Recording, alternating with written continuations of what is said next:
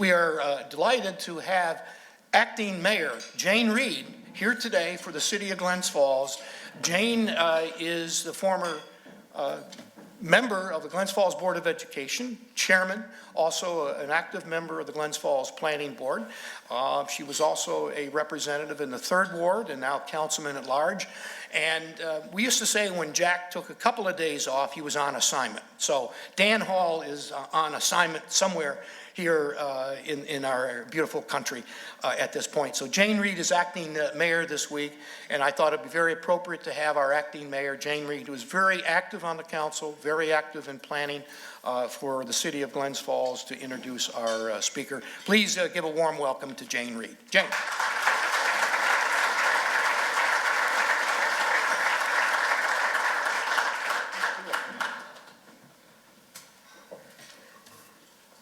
After that build-up, there's silence. I am lucky enough to have just met Attorney Heather Briccetti. She is President and Chief Executive Officer of the Business Council of New York, which is the primary statewide association advocating for all of you, the businesses in New York's many communities. She has been a visionary for New York's economy. She has created a leading voice for business on economic growth, corporate governance, tax policy, labor, manufacturing, campaign finance reform, value creation, and education, many other issues as well. Ms. Briccetti is a nationally recognized leader and a regular speaker at regional and national business conferences, and we are lucky to have her with us this morning. Additionally, she is an adjunct professor at the Sage Colleges, where she has been lecturing on business law and a subject that I think we all should have more information on, women in law. She and I have absolutely nothing in common in terms of background. She was born in Tunisia and was raised in Syracuse. She went to UNC Chapel Hill at the age of 16. I can't compete with this at all. She graduated from Albany Law School at the age of 23. She currently lives somewhere in our region, deep secret, but on a farm with 3 sons, and manages to do this all on the side. So if you wouldn't please join me in welcoming Heather Briccetti.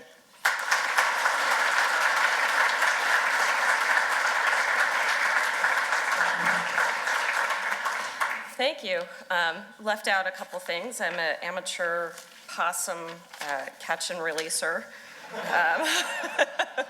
I don't teach anymore. I did for years. I wish I could go back to it, but 5 horses and 3 boys got in the way. So thanks for having me. I really do enjoy this event tremendously. You all are very fortunate to live in one of the really vibrant communities in upstate New York. I always love coming in here and seeing the changes and the strong commitment of the private sector and industry to the community that exists up here. And of course, you have your fearless leader, Ed Bartholomew, who is a former colleague of mine from the Senate, who is doing much better things here than he did in the Senate. So, this is really, I mean, it's really a great opportunity. I love some of the companies up here. I'm not going to tell any stories. So going way back, when I worked in the Senate Majority Counsel's office, I worked on economic development and business issues, and Ed's assignment was pretty much organized labor. So we would go into these meetings and agree on about nothing, but he did a very, very good job for the role that he was in at the time. And our offices were next to each other. We never actually threw anything at each other, although there might have been some conversation about that at some point.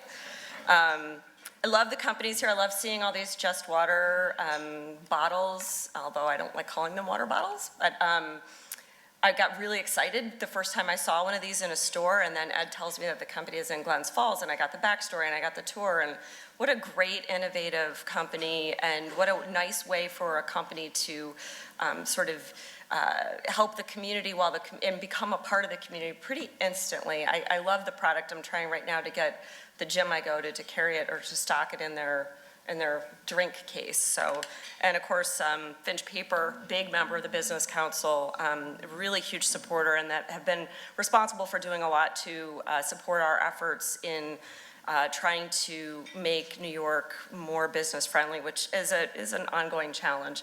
So just to give you a sense, this is who we are, and in case you didn't know, we're the State Chamber of Commerce, but we're also the State Manufacturers Association.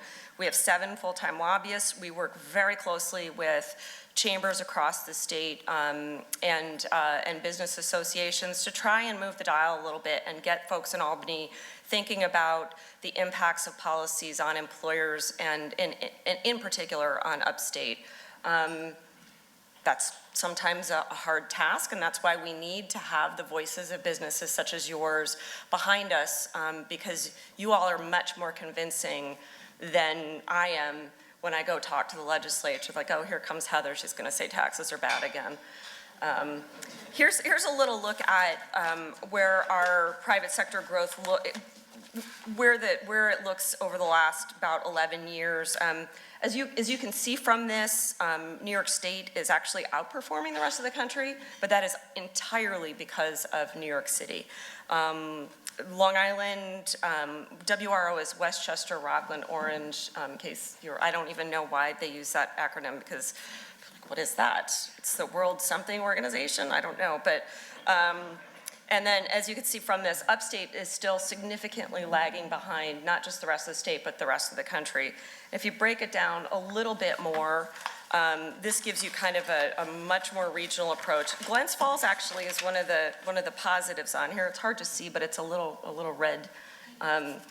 So it has grown, but the growth is very uneven across the state, and this is basically, it's a story of different economies inside the same state. But again, it's obvious that New York City has outperformed, and the southern tier, unfortunately, which are the 2 below the line, the 2 significantly below the line, there's a lot of folks in the southern tier who would say that is 100% due to the rejection of natural gas exploration in the southern tier, because those lines are in the complete opposite direction if you just step across the Pennsylvania border. So it's a lost opportunity there.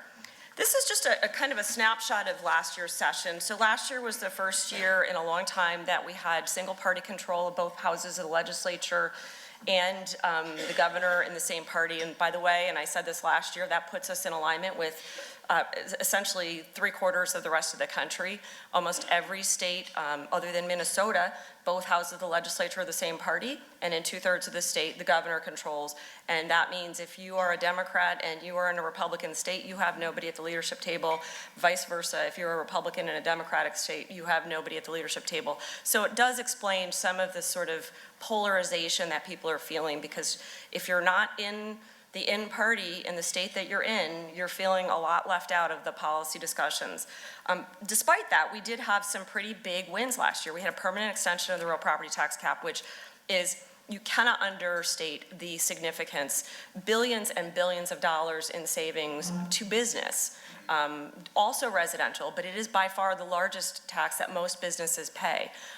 It was made permanent last year. It was decoupled from rent control, which had absolutely nothing to do with the property tax cap, so they did something that made sense. We also, the GILTI exemption is really boring and wonky, but basically it's taxes and it's offshore assets, and New York was gonna get a windfall because of the federal tax reform, and we actually convinced the legislature not to take free money. So to me, that's remarkable and noteworthy in and of itself. And we had some nice penalty relief for small businesses who understandably don't know the multiple rules that apply to them. And if you've ever seen the number of posters you have to hang in your lunchroom to be in compliance, now if you make a mistake, you get a break on your first mistake, and instead of getting fined right away. So it's a victory, it's a small one, but we recognize it. We did have some significant changes that are difficult for businesses to accommodate. The foremost being the Climate Protection Act that passed, that is basically zero emissions by 2050. We're all gonna have to give up our cars, no more heating with fossil fuels in the future. It was passed, it sets basically it sets some objectives down the road, but we're going to have to start taking action. The state is going to start taking action for compliance. Starting this year, there's a group that has been convened of experts, notably no representative of the business community on this. We asked to be put on it, but the broader business community. There are representatives of the gas industry, but there's no utilities. So it's going to be very interesting to see what they come up with, because I think when people start realizing things like, oh wait, you mean I won't be able to drive my car? I don't know how that's going to work. It's going to be, obviously, they expect a complete transition to electric vehicles, but we don't have the infrastructure in place to do it, and no one has really figured out how to make the batteries last long enough for people who live in rural areas, and I could go on. But anyways, there was a number of negative pieces of legislation, but we will continue working on the implementation to try and make sure that if we can secure some changes on any of them down the road, to improve it, we will. So this is our proactive growth agenda. This is just to give you an idea. We're not just opposed to everything. We actually like some forward motion. So we're looking for things like, and I'll just pick a couple off this list. Small business tax reform, it's on the table for this year. There's a cut, but we also want to make it easier for small businesses to navigate our highly complex system and make it more parallel and aligned with federal filings so that you don't have to do two completely different things. We want to get rid of sector-specific barriers to growth. A great example of this, was, I think back in the day, we were the second to last state to allow for ride sharing. Another example is New York State is one of, I think, if not the only state that doesn't allow CPA firms to be owned at least 50% up to 50% by non-CPAs.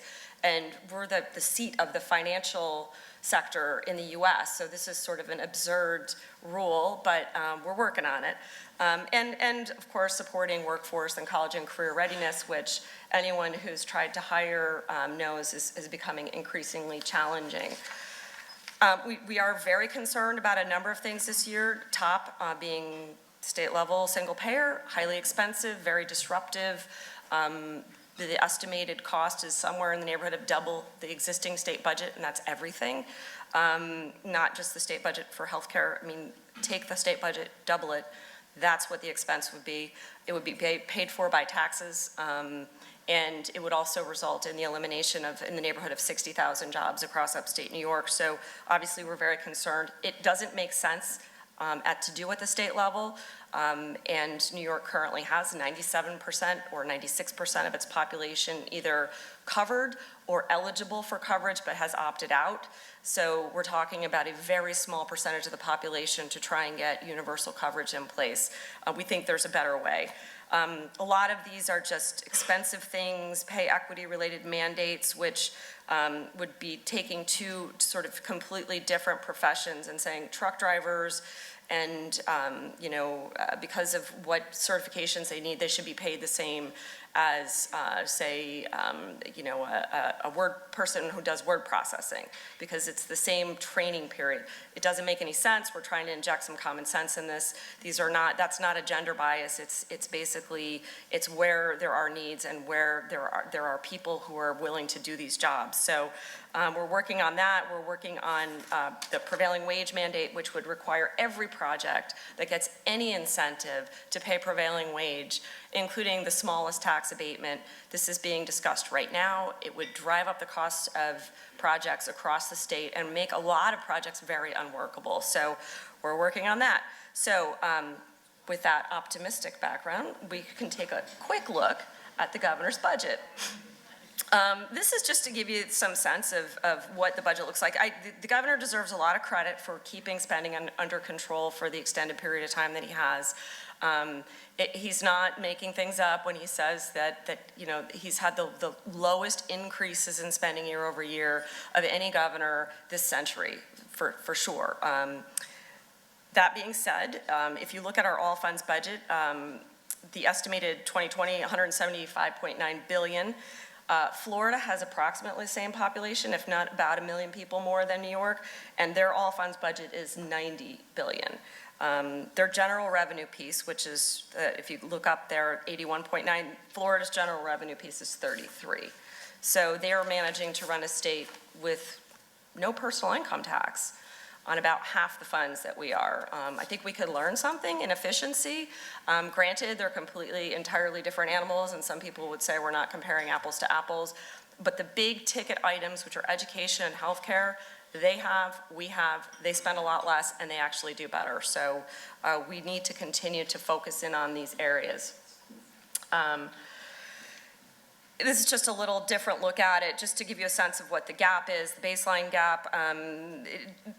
There's no magic here. The Medicaid actions are basically slowing down payments and cutting reimbursement rates to close the big gap that was basically made almost entirely due to very generous Medicaid programs for things like home health care that are not comparable to any other state and how any other state does it. So the governor has put something on the table that will close the gap, but we've got more fun things on the agenda for this year, and this is my favorite slide. See the happy guy in the middle? So we like to ban things in New York. We're not going to ban marijuana, but we're going to ban polystyrene. We're going to ban fracking. We're going to ban flavored tobacco and flavored vaping, but we're going to legalize recreational use of marijuana. We're going to study high-speed rail, which I personally love because I'm a huge Buffalo Bills fan, which you're allowed to be sad for me. But I had a pretty good year, relative to many years. But I would love the idea of, getting on the train in Albany, going to the game in Buffalo, maybe doing a little pre-gaming with the crazy people, watching them win, and come home and be able to go to work the next morning. So it's all personal for me, the high-speed rail. But we're doing a study. There's small business tax reform on the table. There's also an environmental bond act, which will require approval of voters. It's been a long time. It's been a couple, 20 years since we did an environmental bond act. I don't know if there's going to be any big support for it, but there's a lot of things in the budget this year that are very interesting, and if anyone wants the list, it's on our website. We can give you a really drilled down, really boring explanation of all the pieces that are in there. And I wanted to talk a little bit about leadership. The one thing these two guys have in common is they're both unpopular. Now, Cuomo is more popular than the president, and to be fair, it's much harder to be popular in a third term than it is in a first term. But the scary thing is if you peel these numbers apart, this is from the Siena poll that came out the other day, Cuomo's positives are almost entirely because we have an overwhelmingly Democratic population in the state. He's a 59% favorable with Democrats, 77% unfavorable with Republicans. Trump, 18% favorable with Democrats, 81% unfavorable, but he's 72% with Republicans. So this, as unfavorable or as unpopular as we think the president is, if you break it down by party, you could almost make the case that they're about the same unpopular with the other party. And I only point that out because we're in an environment where you pretty much, and we were talking about this, but you pretty much have to be crazy to run for office because there's going to be a fixed percentage of the population that no matter what you do, it's going to be wrong. And we need to stop doing that. We need moderates in office. And it's going to be virtually impossible for a moderate to get elected if we have a knee-jerk reaction. We don't like that guy because he's on the other team. And I made a little bit of this pitch last year, and I just want to keep making it. Stop thinking about parties, start thinking about what they're saying. If there's any area where you can see a diversity of opinion, and I never thought I'd say this, it's in the Democratic primary for president right now, where you've got a really wide spectrum of views. Now, I think the person who's going to win is probably not going to be electable, and you can debate that all you want, but I look at it like the Nixon-McGovern race, which is not even close to the same thing. It's not even close to the same populace, but the party selected someone who was a real strong counterpoint to an unpopular president.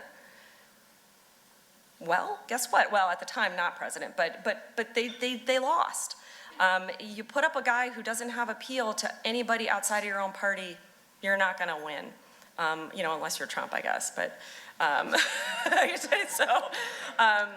I think that the lesson to be taken from it is that, you know, we are all responsible for this division, and we need to start figuring out ways to listen to the other side, to hear what they're saying, and to think about, is there a middle path to get us through some of these policy decisions? Because the swinging of the pendulum, you know, the people in the middle are the ones getting hit in the head by the pendulum as it swings by every time, and the people on the other side are just saying we hate the other guy, and that's just not healthy. We're going to have a fun election year this year. We've got a very accelerated state legislative election calendar. They moved up the primaries to June, which means all the legislators who are up for, and the entire legislature is up for re-election this year, every 2 years, which makes no sense, and I could give an hour lecture on why we should have 4 or 5 or 6 or staggered terms. But they are all running. They're all running during a presidential, which means they need to distinguish themselves if they're under challenge. And unfortunately, what this will show is, first off, in the Senate, a lot of people are giving up. A lot of people are stepping away. Now, I would say I don't mean this in any negative way.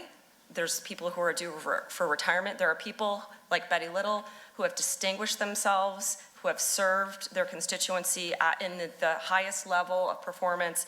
I'm not suggesting that she shouldn't retire, but if you look at where the opportunities are in the state, you know, the upstate, predominantly upstate members are the ones who are stepping away. So we're gonna see a whole new bunch of leaders in Albany. I don't think it matters necessarily what party they are in, as long as they have the ability to lead. Right now, the upstate delegation, by and large, does not sit at the leadership table. I would like to see more upstate representatives sit at the leadership table, whichever table it might be. I think, you know, this tells a bit of a story. The bigger story this year is this slide, which is, if you look, this is the first time many of these members in the Senate in particular, or in the Assembly in particular, have experienced a primary.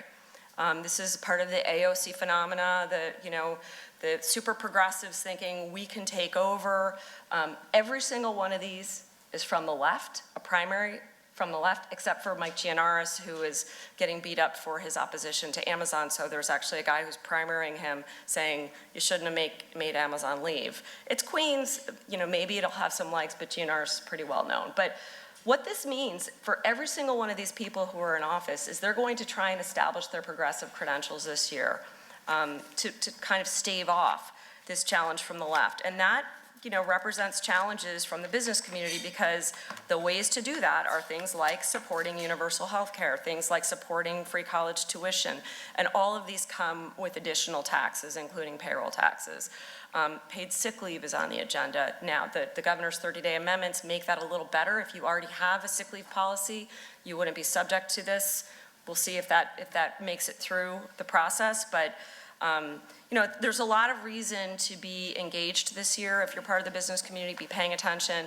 Ed is up to speed on what's going on and can be your voice, but if you have concerns, reach out to Ed, reach out to the Business Council. I don't care if you're a member or not, I'll tell you what's going on, and if you can get engaged and talk to your legislators about proposals that are gonna be hard for you.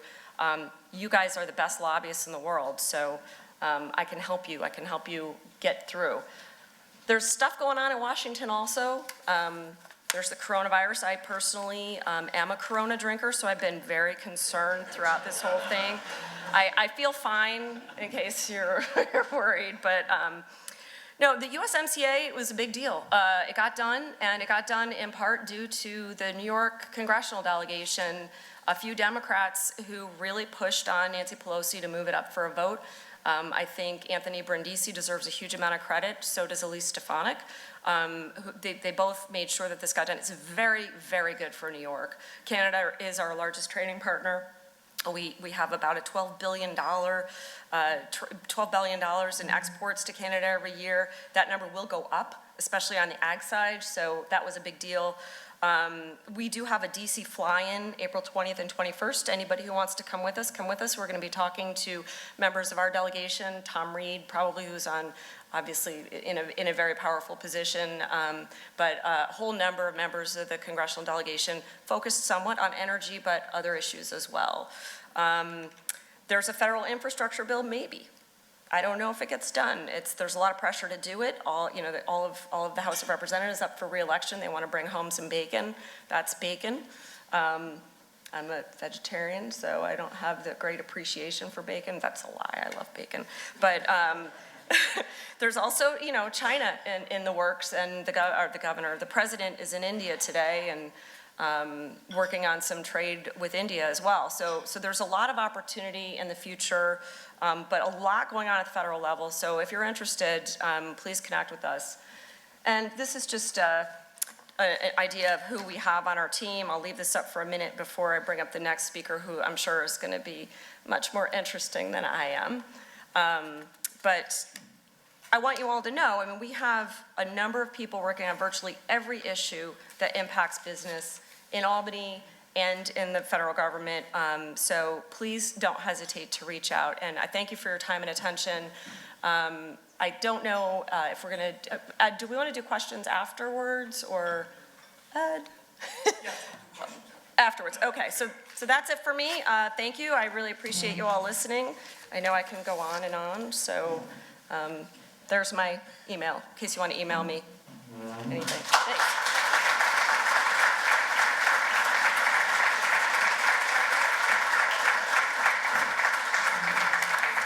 Thank you, Heather, very much. So you can explain our differences of opinion occasionally with Heather down in the State Senate, but she gives such a terrific overview of exactly what is happening at the state and national level and the impact. And you can see many of these issues that Heather pointed out have a direct effect on Warren County through our area. I just would like to acknowledge our board of director members that are here today. Mitch Amato from Glens Falls Hospital is here. Judy Calogero, the former housing commissioner of New York State. Dr. Duffy, the president of SUNY at Adirondack. Laura Ledoux from Whittemore, Dowen, and Riccadelli with focus on business and challenges in business. Jim Siplon from Just Water are here as well. Would also like to acknowledge Dan Steck, the Assembly, for a number of years here and representing our district very well. Thanks, Dan, for stopping by.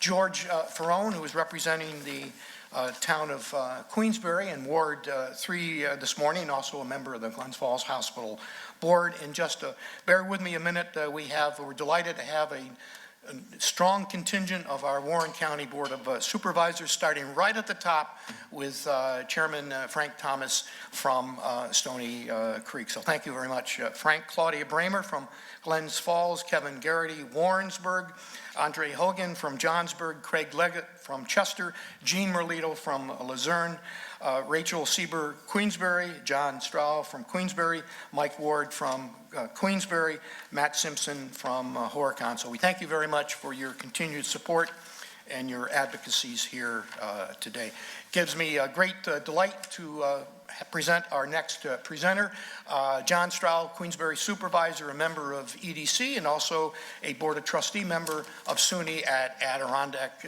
Warm welcome, John Straw.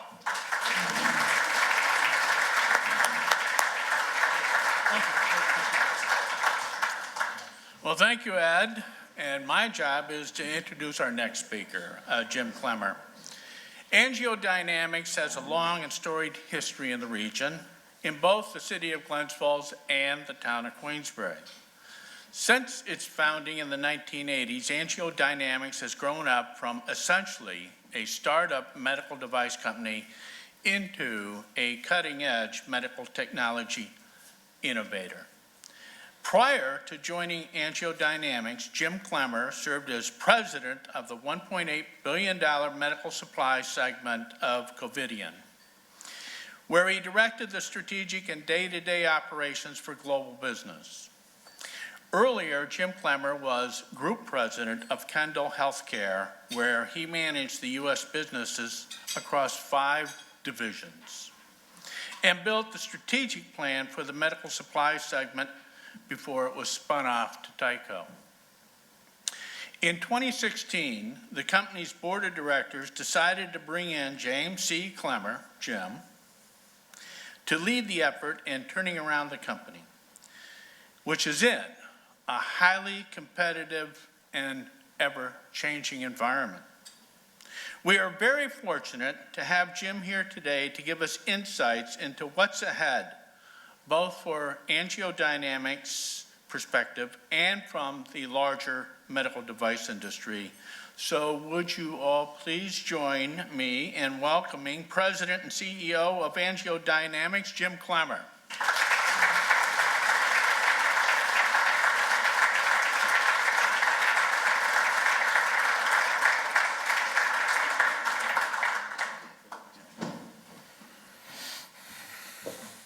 Thank you and good morning. It's great to be here. I was able to join this group about 2 years ago. I was invited to join, and our tenure was brief at Angio. But I talked to you that I think my message that day was we're going to change. And we knew we had to change because our customers and our marketplace is changing how healthcare is delivered. And we listened to our customers who deliver that care. We knew we needed to change and adapt. So in that morning, I shared with you a willingness to change, willingness to listen. And I told you we'd be back and explain how we're going to change, and that's what we'll do this morning. We're really proud of what we're doing.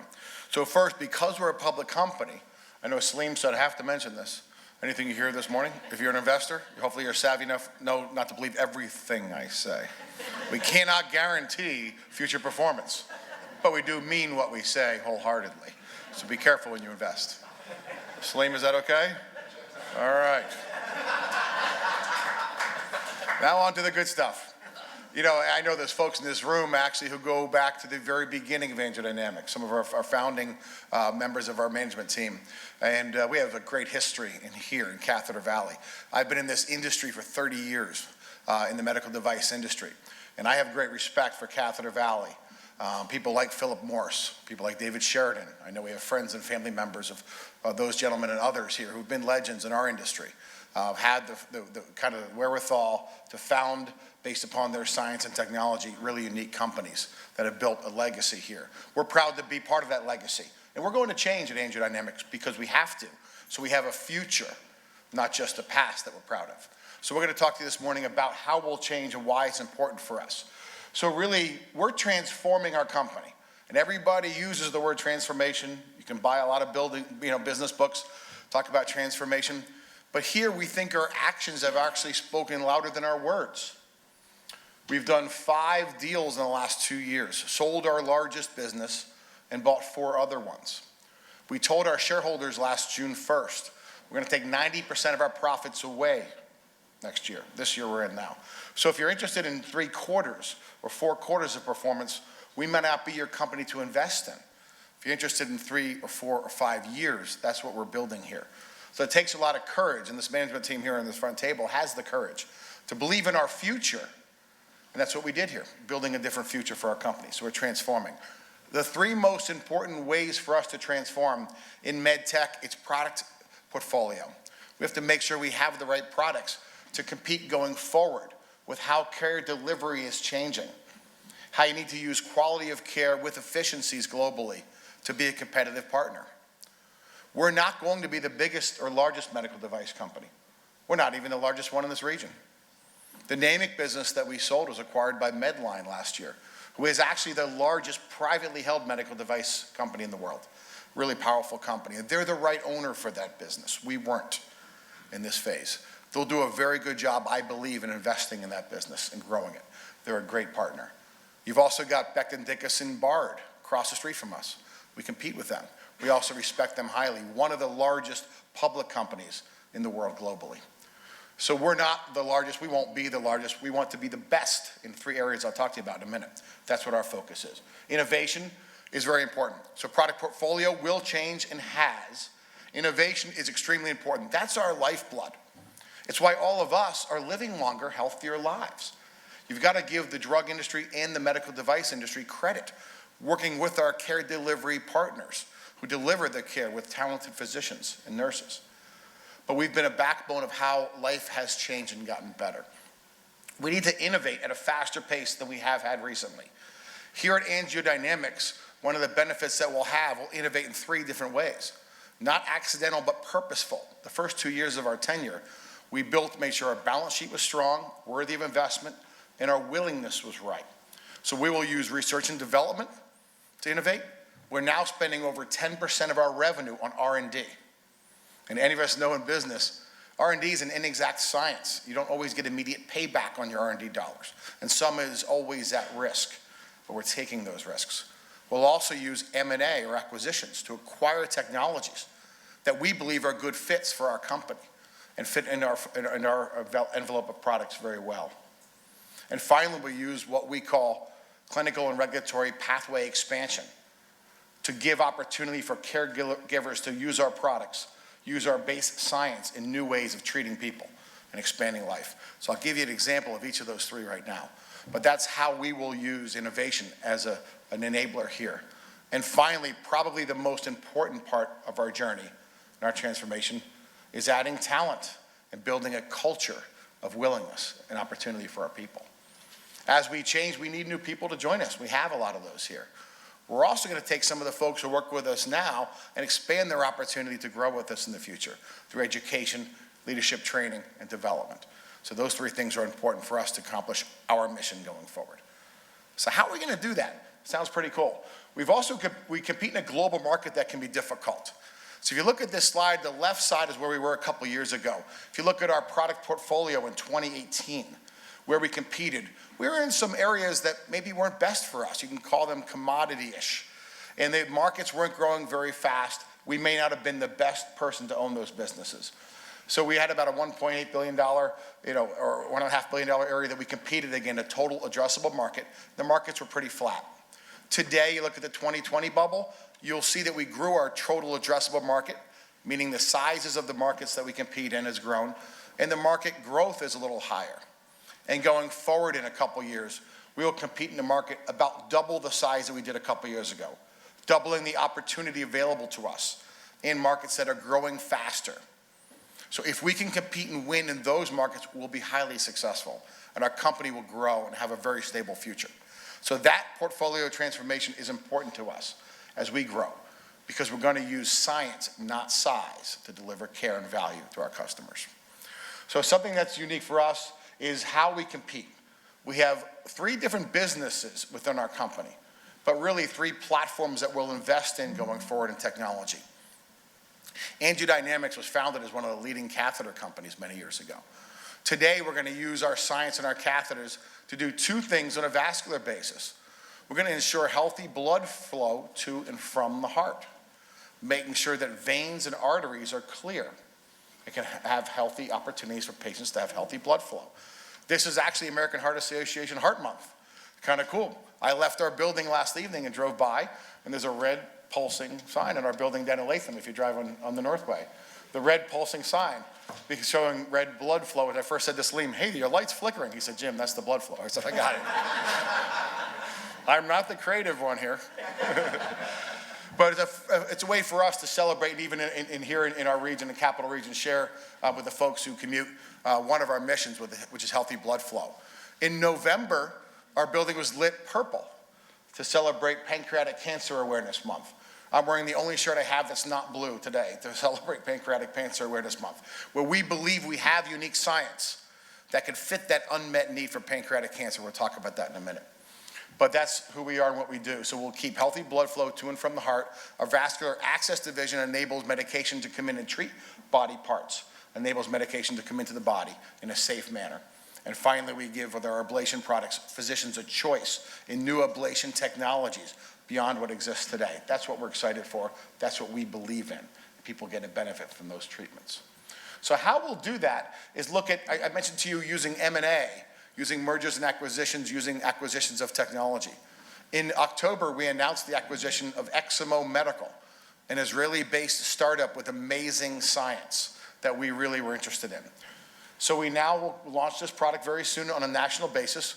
We partnered with a firm called Fingerpaint in Saratoga Springs, a really leading marketing firm that has a lot of experience in med tech.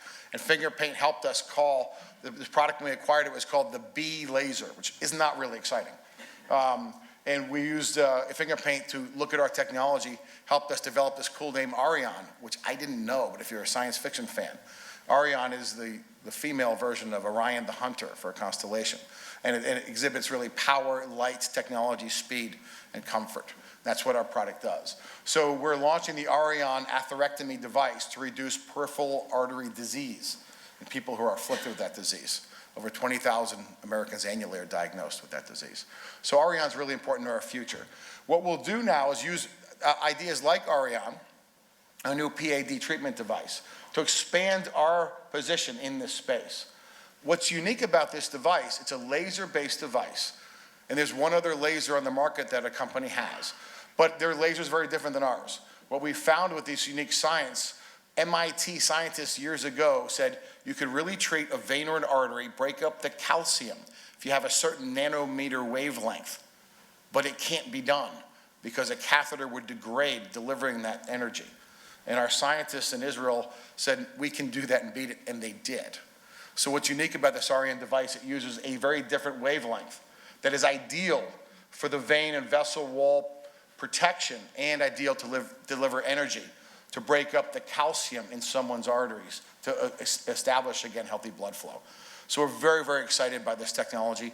We're in now the building phase, building out a quality, robust supply chain to supply the lasers and the catheters to our customers who choose to use this product. We're also building out our training program for physicians and our sales and marketing people. And we're adding a new sales division. We're building a sales force today, adding new people to AngioDynamics that have experience working with these vascular surgeons globally. So we're really excited about this product, and it fits well with our current products. We think it'll allow us to break ground with new science. We're competing against some of the largest companies that are in this space in the globe: Medtronic, Boston Scientific, Philips, and AngioDynamics, taking them on, based upon our science and our commitment. So this is a really, really important product for our future. But it shows why we'll use our balance sheet and our enabling opportunities to buy science if we can't build it, bring it into our portfolio. I mentioned R&D is an important part of our innovation phase as well, and it is. 3 years ago, we established a new robust R&D process. And one of the first products that we put through that process is our AngioVac version. We make a product here right down the street called AngioVac that is used by physicians when a patient has almost no choice left, when the embolization of their vein is so high and the blockage is so severe, there's almost no choice. There's one product physicians trust. It's our AngioVac product, made right down the street. So then we listened to our physician partners. They said, we can treat more veins, treat more occlusions if you do this and do this and do this. We listened, we did it. So in October, we launched our new version of AngioVac that required that physician input with our science, our technology, and our people who build it. And now we're able to show how it works, why it's different. This science is amazing. We use perfusion to reperfuse the patient's blood back in their body during the procedure, which is a risky part of any vascular procedure that a vascular surgeon has to take into account when they're treating a patient. So we can reperfuse their blood back in the body. It enables the patient to be healthier during the procedure and recover faster post-procedure. And we can pull out blockages that you can't be done with any other device. So only this device made by these people can do this. What we're proud about, we took this base science and using our new research and development process, found a way to efficiently move, which is a tough development design process, move this process through our program here at Angio and launch a product on time and on budget that now can bend and curve and do different things that physicians asked us for. Enables people to be treated that couldn't be treated before. We have 2 other R&D products that we're funding in this pipeline. One will launch next year, one the year after, to again allow physicians to treat more people with this dangerous affliction and enable us to grow our company in this space. So we're really, really proud of our engineering teams. Our science and technology is robust and it's forefront in what we do. And then we also know that when our engineering teams, led by David Helsel, who's here at the table, David runs our global operations, engineering, and R&D process. When we take it from R&D to manufacturing, the handoff works really well, and we're really good at it. One of the foundational pieces of AngioDynamics is the quality of our products. That has always been part of our company since its founding, and people in this room know that. We're really proud of that as well. As we build these new devices, we enable efficiency, value, and quality. And the first one that we fight for is quality. And everybody over here at our Glens Falls and Queensbury facility right now are building these devices. And they know the responsibility that we take because that device will go into someone else's body someday to treat them. And we want to make sure when it leaves their body, they're better off than it was when it entered. And that's what our people are good at. And we're really, really proud of this product. So you'll see more of these from us over time. We will use research and development. That's why we're funding it at a higher level. And I'll give a quick shout out to our partners. The EDC was really helpful, working with our state and federal legislators, getting the medical device tax repealed on a permanent basis. I'll say we, the manufacturing community of med tech, also committed that if the med device tax is repealed, we would put most of that back into research and development. And we at AngioDynamics lived up to that. Over 85% of what would have been swallowed by that excise tax has been put back into R&D. That's why today, even though I told our investors I'm taking 90% of our profits away, I'm still able to raise our investment in R&D and invest over 10% of our revenue today. I couldn't do that without that help. I also can't do it without our commitment, but that's really, really important. So I mentioned to you too about clinical and regulatory pathway expansion as an enabler for our future, an enabler of innovation in our company. Today we have a lot of really unique science, but in our marketplace, we have a really good watchdog called the FDA. And the FDA is the enabling watchdog to make sure our products are safe and effective and do what we say they do to treat people. So we need to work with the FDA in a collaborative manner to get our products to market. Our nano knife product has been on the market for almost 10 years, but we haven't had the clinical pathway and the regulatory approvals to treat people using this product the way it can be done. So we knew that and recognized that. We read studies, peer-reviewed published studies globally, over 40 of them, showing extension of life people with pancreatic cancer who normally are given a 3 to 6 month life expectancy, a terrible disease. We saw extension of life 24, 27, 30 months when they're treated with our product. So we went back to the FDA, worked with the FDA in a collaborative manner to try to open up a way for this unique device, which uses low-level pulses of electric energy to reduce irreversible electroporation, meaning we create tiny little nano-sized particles in the dangerous cell walls of the cancerous tumor, and they don't grow back. It enables a cell to die upon itself and not repeat. What's also unique, because we make thermal ablation products as well. This is a non-thermal approach. No heat is used to kill the cell. So we can treat areas like the pancreas that are very, very sensitive to heat due to the surrounding tissue and other organs in the structure near there. So we're able to use this unique device, treat patients. Now working with the FDA, we have a new IDE to prove its effectiveness and safety. And our IDE was launched last May. We call it our DIRECT study. A little play on words, is IRE is the base science, and it's in the word direct. And last May, we did our first patient. Today, we have 19 facilities that have signed on to do research, be part of this important program. And one day, we hope that instead of having purple lights in our building in the month of November, maybe the building will always be purple if we get approval to be the source of unmet need to treat people in America, right here. And you build these products right down the street. So we're really, really proud of this. 57,000 Americans are diagnosed every year with pancreatic cancer, and very little hope for many of those. We want to be the hope. We have an amazing story. I won't go on too long. But there's a gentleman who's a golf pro in Clifton Park. His name is John Neat. You might have seen him on TV already with us, so I can speak about him. John grew up 2 miles from our office in Latham. He's from Colony. And unfortunately, John was diagnosed a few years ago with pancreatic cancer. And the physicians told them that he should get his affairs in order and say goodbye to his daughter and get ready for an area he couldn't be treated. John's wife said, BS. I think she said that. I don't accept that. John's going to walk our daughter down the aisle one day. And she found, in research care, found a physician in Miami who uses our product to treat people. Even though we didn't have approval, doctors can use things off-label. And John met Dr. Raj, who treated him. And today, years later, John is healthy. He won the New York State Golf Pro of the Year last year. He's an amazing guy. And he's one of us. He's us. He's local.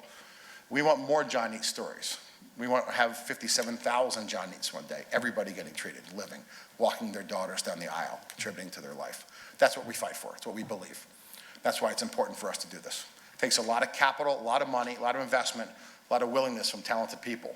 But that's what we believe, and that's why we're here. So one day we hope that people will look to this region to solve this unmet need and have a standard of care for these people. That's why we're here. So we have a really good story at AngioDynamics. We're only partway through. This is truly a transformation. So please trust that my words don't matter if the actions don't follow. Our actions have done that. We've decided what will be. We had 2 different pathways 2 years ago. If you study business, the easy pathway would have been for us to come in and say, let's just cut costs, get efficient, get the stock price up a little bit, cut R&D. It's easy to do. There's no future there. We took the hard path. Plan B was invest, do it right, build a sustainable program around innovation, around quality, and let's build a company that will live for a long time. That's what we did. That's what we're doing. So at AngioDynamics, that's our future. We're investing in this community. If you look on this slide, almost $7 million of capital investment occurring right now in this ground. So we invested about $1.5 million in a new computerized CNC machine that is in validation runs while we speak today. That someday, real soon, when it comes out of validation, we'll make our ports on site. We always worry about having our supply chain robust and secure. We used to buy ports from external suppliers somewhere else. We didn't like that. We said we want to build them here that we trust and have supply chain security. So we bought the CNC machine. Today it's being validated. And the people that run that machine now are higher technology people. They'll be paid at a higher wage rate than just basic assembly jobs. So we're bringing new roles here that are important to us, bringing supply chain security to our customers, and adding value here and spending money here, investing again in our community and our future. So as we wrap up again, I wanted to say thank you again to our people that help us. I'll ask you to keep a little secret for a few hours. At 1 o'clock, we're doing a global town hall at our Queensbury facility, bringing all of our partners together from our Glens Falls and Queensbury facilities. We film it, and it goes, our people in Hong Kong and Amsterdam and around the world will get to see it. But we're going to announce at 1 o'clock that we're going to have a scholarship program for AngioDynamics employees. We're going to announce 10 $3,000 scholarships for the children of our employees this year. We haven't done that before. It's really important. So maybe some of our employees can attend Chris's school, Dr. Duffy's school, or other schools, giving back to our employees in a way that's important so their family and their kids will have a different future if they choose. So we're going to do that later, investing back in our people in a way that we believe is future with children and education. Secondarily, I saw Adam Feldman earlier. You know, we're happy to partner with Habitat for Humanity. We got to get our hands dirty last year in Granville. I think we have a program this year we'll support, keeping it local here with these are our neighbors, these are our community members. We want to be part of it. That's important for us. And finally, again, thank you for our partners. The EDC is really important to us. The work they do here, the work they've done has been really powerful and important. We'll hopefully be a good partner in that process. So thank you for being part of our community. We hope that we'll pay that back in what we do every day. Thank you.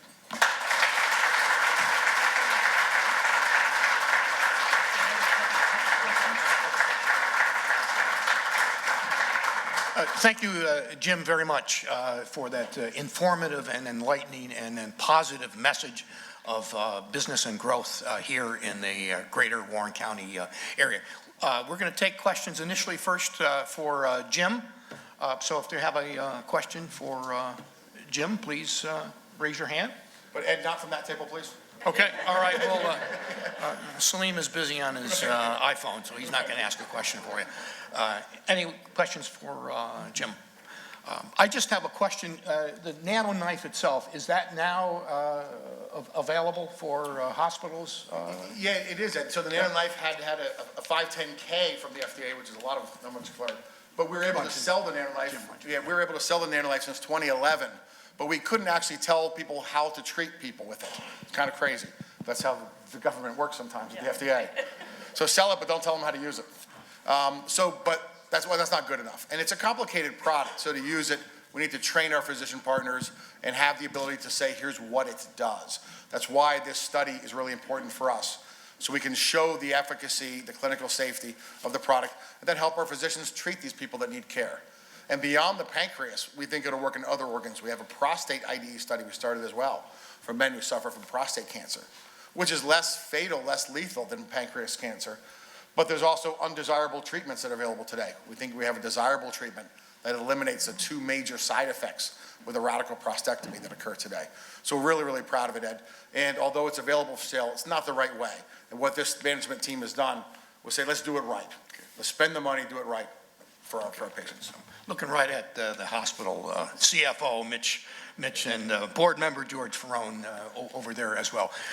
Any other questions for Jim? Yes. How long do you think it will take before you get approval for this process? Yeah, it's a good question. The question was, how long will it take before we get approval? We've estimated about 2.5 years to get the patients enrolled in the study. That's why this morning, the 19 sites I was able to put in the slide, the 19 sites are very helpful, as they'll now have the patients enter in one of the 2 arms of our study, track the patient progress, and hopefully report really good results. So we're estimating about 2.5 years for the study. One other question, Jim, you have an event coming up in July at your facility here in Queensbury. What is that facility? Yeah, you know, it's funny because we have global sales and marketing people around the world that sell our products and interact with our customers globally. But we're going to bring them here this summer for our annual sales meeting. Have them come here on site and actually interact with our folks who build their products. So I think we're going to have a barbecue over here in Queensbury and have our salespeople meet with our people who make the products, interact. It's such a great way for each of them to know each other. People that build our products with the quality they do, the people that sell our products that represent them. So we're really excited to bring everyone from Angio together and share their stories. Okay. Thank you very much. Jim, some questions now for Heather. You can line up right in the middle aisle here for questions, Heather, for you. Any questions for Heather? It's amazing, Heather. Nobody has any questions. Yes, there is one question. Jim, thanks for the shout out, I appreciate that. I noticed that housing wasn't included in one of your sort of advocacy guidelines, but I talked to business leaders, community leaders in the community. 1 in 5 of our community members spend more than 50% on housing. So how do we integrate housing at the sort of state level and federal level? Yeah, that's a good point. I didn't include, obviously, everything that we work on the slide, but it's been through the last probably 5 years, affordable housing has come up again and again as a challenge for employers across the state, not just in the metropolitan, the MTA region. So it's something we're looking at, we're focused on. Obviously, there's a negative consequence to like the prevailing wage expansion if that were to be applied to affordable housing projects, which often are in very slim margins. It could basically make those projects not go. So we're keeping an eye on that, but you're right. I mean, I didn't have access to transportation, a huge issue. There's a whole lot of things that weren't on there, and I could keep you guys here all day, but I think people want to go to work, right? Yes. Thank you, Heather. Any other, yes? I was surprised to hear your talk about health insurance. When I interview business owners, almost invariably they say that one of their biggest problems is the cost of health insurance that they are having to take on. Yes. Or if they choose not to offer it, then that can really hurt them in terms of recruitment. Well, I mean, absolutely. I mean, for recruitment in a tight labor market, you better have some pretty good benefits available. And cost is close to top of the list. This is the first year, we do the upstate CEO survey with Siena College. The first year, maybe the second year, I think first year, that workforce development across every region of upstate was a bigger issue than the cost of health insurance or health coverage. But no, it's a huge problem, and the state policy is headed in the other direction because what the state has done year over year is add mandates to health coverage and also tax private health insurance to pay for other parts of the healthcare program. So it's state policy that is driving up the costs at the same time as there's this ongoing discussion about potentially doubling the costs. So I think, hopefully that answers your question. I'm not sure if there's something more that you wanted. No, I think that helped. Okay. The context. Okay, all right. Any other questions? Again, thank you very much, Thanks, Simon. Heather. Great to see you again. Thanks. Good, thank you very much.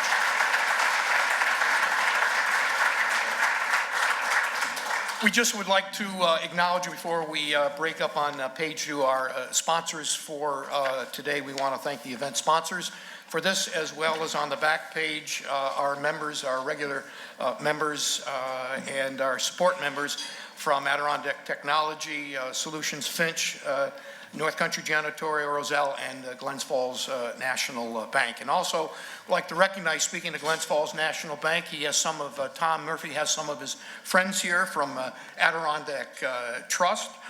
In no particular order here, Adirondack Trust, Berkshire Capital, NBT, TD Bank, and Trustco. So we thank you for your commitments. Ross Ross Panko from New York State Business Development here, our friend from Washington County Local Development Corporation, Deanna Durway. We have great partnership there. Bob Landry, speaking of affordable housing, from the Glens Falls Housing Authority. So the other leg of job development and creation in our area is not only affordable housing, but the forum that Dr. Duffy is conducting in March, just around the corner, on child care is very important through Warren County.